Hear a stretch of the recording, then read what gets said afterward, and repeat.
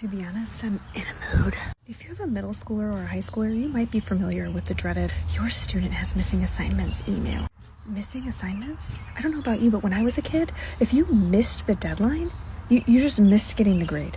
Or if the teacher would even think about accepting it, you got half credit. When I was a kid, I realized how this sounds. Yes, I also walked to school in the snow, uphill both ways. But what am I supposed to do about this missing assignment? I asked her, you have a missing assignment, and she said, "Oh, it's turned in. They just haven't graded it yet." Now what? Am I supposed to become a detective?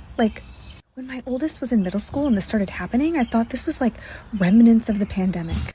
This was part of easing kids back into the structure of regular school. But it turns out it's not temporary. It's here to stay. And it's based on a book called Grading for Equity. The basic premise is that we should be grading for understanding and mastery, not timeliness, which can disproportionately disadvantage certain students due to life circumstances.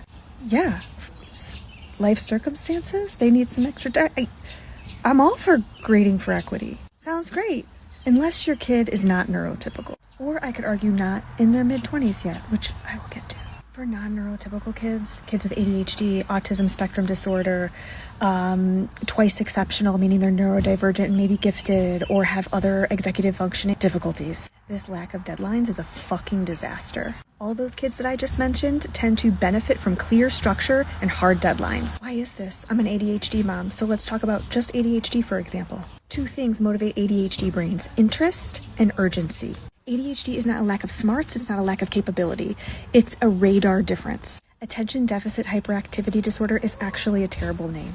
These kids often have zero problems focusing on things that they are actually interested in. Neurologically, these kids have less access to dopamine and norepinephrine, and so they are essentially always chasing the dopamine and norepinephrine, urgency, interest. But a lot of schools and departments have taken away the urgency.